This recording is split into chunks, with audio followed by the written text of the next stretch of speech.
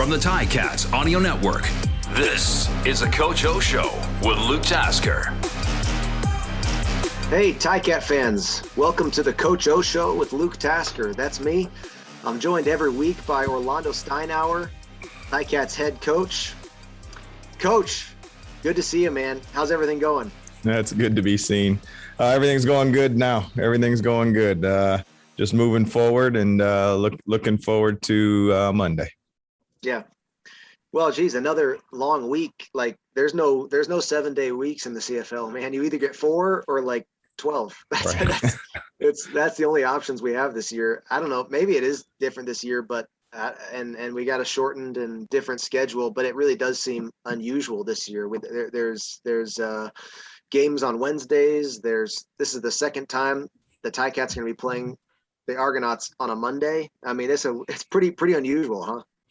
Yeah, it's been a little bit of a different schedule for us this year, but I think the one thing is as you know, Luke, going through this is that once the schedule's put out, you kind of circle it and you kind of lay out a little bit of a template of what it's going to be. So we do have, 9 and 10 days between these two games, but it's going to sneak up on us quick. And if you look down the road a little bit further, we're going to do a couple of games where we'll just be on 2-day preps. So it's a little bit of give and take, but I think, I think players would rather play than practice, I think. Yeah, absolutely. I remember laying out that schedule, or Drew would post it in the locker room, and you highlight, where are your double off days? Where are you going to be able to get like a nice long night's sleep, and you can sleep in, or I would head back to Buffalo for those nights. But This year, there's a lot of different sort of schedules. What's the deal right now? The players aren't on the field today, I understand. No, they're not on the field today, and we'll just meet tomorrow and start digging into the game plan. Of course, Toronto plays Wednesday this week, so we'll wait for that film to come in. But preliminary preparation has already started, and so coaches are in, and everybody else is working hard. But the players have a well-deserved day off here. Yeah, talk to me about after that game. I mean, every season has its ebbs and flows, but this season has so evenly traded just ebb and flow and win and loss, and we're sitting in an unbelievable position in the East Division right now, where Ottawa, who struggled so with such difficulties early on, has a chance to win 2 games in the next 6 days. I mean, it's a really unusual situation that we're in. What was the attitude like after the game? What was your message to the team? I would just start by the attitude. The attitude was extreme disappointment. Like, let's say what it was. It was a game that we had a great chance to control the outcome, and we didn't. And that doesn't take any credit away from our opponent for making plays. I just know personally, I haven't really been involved in a game like that where I've been on the wrong end of it, to be honest with you. It was definitely a new feeling. Those are the games, you would know this, Luke. Sometimes you'll be watching a game and you'll say, wow, that's terrible. How could that happen? And then all of a sudden you find yourself on the end of one of those, and it's not so fun. So, it's not from a lack of effort or trying. Football is always going to come down to execution. And they executed, and we didn't. And we had opportunities in all 3 phases to really change the outcome of that game. But very proud of, obviously 19 seconds on the clock, and 3 plays later, we're lining up for a field goal into. At that point, let's be honest, the wind had died down. It was a struggle that fourth quarter. It was a high wind game that most people wouldn't observe if they were in comfortable conditions or even watching on TV, but it played a huge factor. And I thought both teams did a great job with the wind scoring points. And when you're against it, boy, you saw what happened to their field goal when they kicked into the wind, and it was a much shorter variety. So the messaging was to the team that, the only thing is you can't speed up and slow down time. And that's the only way it's going to heal. Like there's no really words for an ending like that. You prepare each week to win, period. And when it doesn't happen, there's extreme disappointment. Now there's different ways to lose games. And we have a great football team. They're going to take a huge sense of ownership. And I think that's important.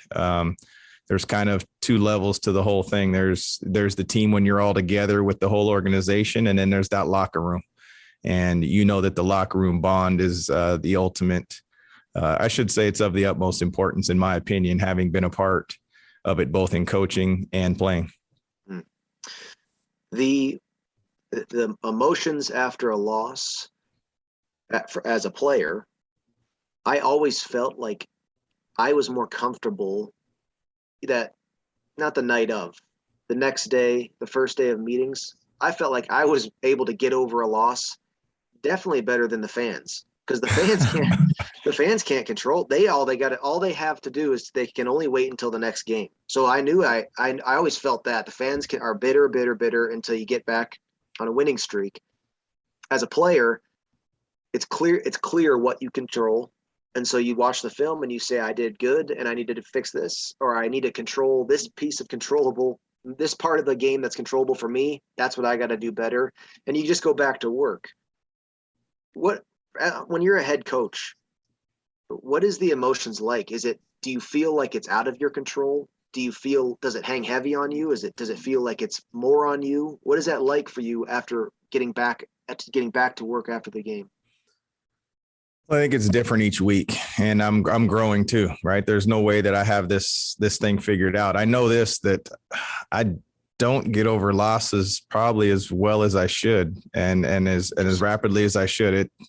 It felt that way as a D coordinator. It felt that way as a DB coach. It just hits kind of different. I do always have the big picture, and I know that this game only defines it if you let it. And I feel like players are always going to follow the lead of their leaders. And so it's most important that our coaching staff and everybody that's not a player is unified and bonded, and that there's belief and everything else that's built within, well, what the overused word culture is. You got to create an environment where people want to be there willingly. And I think we've done that. And, the ultimate test is how you come back from adversity, period. And that's the way it is. And I've loved our response this far. I was extremely frustrated. Don't get any of this twisted. It does stick with me a little bit. And the wins I always love, because it's always about the players and everybody else's work. So for me, it's just tough, because having been a player and done it in all three phases, meaning being a DB coach and as a coordinator, you just know how hard everybody and the time and effort everybody puts in. And you're not in every game. There's games where you're not going to have opportunities where it's decided early. That's just what happens, unfortunately, in this business. And when you have an opportunity like that, when they slip away, I think that's more what I'm relating to. I mean, no loss feels better than another, but when you actually have an opportunity to close the deal and you don't, it sticks with you different. But I'll say this in closing here is it's always self-reflection. Part of your comment there or question was, how do I deal with that? And for me, it's always self-reflection. What could I have done? How could I have better prepared the staff? How could I have better prepared the football team? And, once you've kind of went through those in your mind, then you go through it with your coordinators and your coaches. And, if you have the right people, we don't have sit down meetings. I don't say, what were you thinking here? What were you doing? If you have the right people, and then, you got to allow a certain amount of grace, because it's an imperfect game played by imperfect people and coached by imperfect people, which means there's going to be a mistake. So what's our messaging? Let's make the least amount.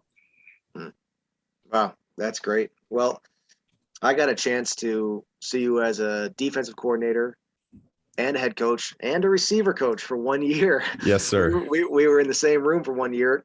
I've seen endless highlights of the 1999 team, and I've talked to your teammates. So I know that what you could probably use is a little more grace to yourself, because I know how hard you work day in, day out to get ready for the win. And like you always say, half the teams in North America lose every week. Yes. That is a heartbreaker though. And I that I have a sweet spot for the snap, hold, and the kick and the operation there. 100%. So when I wasn't calling this game because I was out of town, and Mike Morale was calling it with RJ Broadhead. And so I was watching it like a fan, and it was awesome. And I could see Bertolet, getting ready and lining up. And I just had goosebumps on me because I can picture Brett Maher and Justin Medlock and all these guys who I kicked with in that moment when you got a chance to win the game or tie it into overtime or whatever. And this was huge. And he pounded that football. And it was, I was so happy for the team and especially for that operation, because it is thankless until it goes wrong. But in that moment, you get the thanks and you get and they get the spotlight, and he arose to the occasion, and it put the team and the special teams unit in a great light, because when the spotlight found them, they were ready to go. And I wish so badly that the overtime went something different. I was imagining him getting another chance to kick the winner field goal in overtime, but season goes on. Just amazing. I'm excited to be able to watch this year progress and to look back at these moments and see kind of how the 2021 team formed with some of these moments of adversity. Coach, as we move forward, I wanted to go back to a question I asked you early on in the season. I had asked you if there was any young player, any name that's not been a Ticat for a very long time, somebody that's really impressed you. And I loved your answer at the time, which was you believed that your group of young guys were doing a great job of buying in. They weren't being loud. They weren't, pounding their chest or worried so much about themselves, but they were buying into the Ticat culture. As we've moved into the season and we're halfway through, or more than halfway through now, is there a position group or a young guy, somebody who's really stood out to you to have been a really positive part of the team this year? Again, I would probably echo a lot closer to the sentiment that I did earlier. And that is, boy, each week, how we do it around here. We're going to recognize a lot of different facets, right? Whether it's the look team. So we kind of refer to it now as 4 phases. So there's obviously offense, defense, special teams, and then there's the look team. Nice. Because they are just as important as everybody else and they get no love. It's kind of like, if I just can go back for a second, great kick by Taylor. Unbelievable. Like pounded it, came back from adversity himself, missed the first kick. But what goes unnoticed is the snap. And what goes unnoticed is the hold. And I know you truly have a great appreciation for that. It'll never say Ticats win as Luke Tasker gets down a great hold or great snap by Gordon White. It just doesn't read that way, right? It's like offensive linemen. It never says, great blocks in Ticat win. That's just the way, and it's what you sign up for. And where I'm going with this is each week, we pass out hard hats of what embodies Steel Town. So we've kind of, and without fail, it's hard every week. It's been hard every week. Well, this person's deserving. Well, this person's deserving. So you say, who's had a positive impact? Man, it's really, I know it's a generic answer, and I know, it doesn't make for great radio and TV, that you want to name so that you can go look up stats and whatnot. It'd be easy to sit here and say Nick Cross did this because he's second in the league in special teams tackles. Well, that would be a disservice to Kyle Wilson and Chris Fry, who are getting double teamed, so that he can run down single team and use his gifts and make plays. And for the people that are in less advantageous spots on the punt team where you should get less tackles and do if you're a guard in there, you're just not going to get as many opportunities. And so I don't want to get too deep into football talk for just the general people listening. But at the end of the day, I'm super proud and positive of, I'm not going to sit here and lie and say 100%, but I'd say 90+% of the people are deserving every single week of some type of recognition. And I think that's what I'm most proud of. Yeah. That's great. I remember every team, every year, there was guys, everybody in the locker room knew what a big impact they were, but probably most of the fans didn't know their name. You get young guys on the fourth team. I like that you guys are doing that. And yes, cliches, and everybody does their part, but the reason cliches are such is because there's truth to them. So yes, glad to hear that the that the group is a good one. Well, we've got a few more weeks left, Coach. I'm very excited to continue to chat through as the season starts to take shape. And when we meet next week, a lot of things will have changed in the East, or will have solidified, and will be not only one game, but for some teams will be 2 games ahead of where we are now. So things are going to start picking up as we go along.